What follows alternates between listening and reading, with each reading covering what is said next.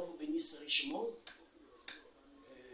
Je suis votre frère, le pasteur Disney, de l'église Nouveau Jour Temple, le Temple du Nouveau Jour. Ce matin, nous voulons encore vous édifier partout là où vous êtes pendant ce moment que nous sommes en train de passer. Nous ne cessons de soutenir l'épouse dans nos prières. Éphésiens 4, partout là où vous vous trouvez dans ce moment, dans des forêts, dans des villages, dans des conditions un peu très difficiles. Et le bon Dieu soit avec vous vraiment. Il vous assiste et nous faisons ce qu'il faut faire en ce moment. Comme autrefois nous avons essayé de parler sur le Fils dans la prise de conscience, nous allons utiliser au moins 8 minutes pour vous parler de ce petit message qui fait suite à ce que nous avons dû à parler. Et comme message ce matin, c'est pour vous dire que pendant que nous sommes en ce moment de confinement, nous ne sommes pas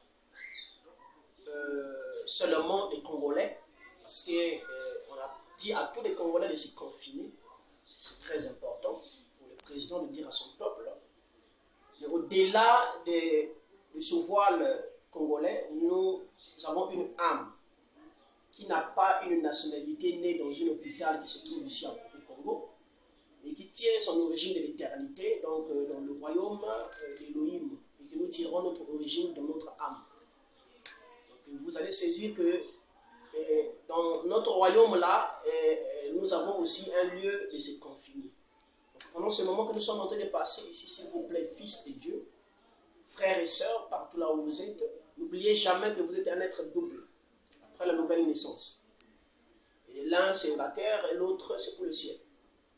Et vous voyez que celui dont vous devez plus prendre soin, c'est votre âme, votre subconscient, votre théophanie, celui qu'on appelle fils de Dieu.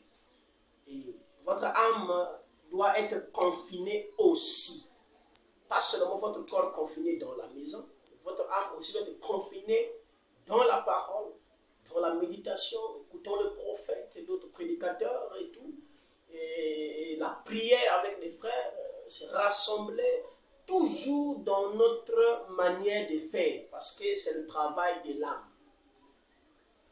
Dans notre confinement. Le confinement que je fais allusion ici, c'est au niveau de l'âme.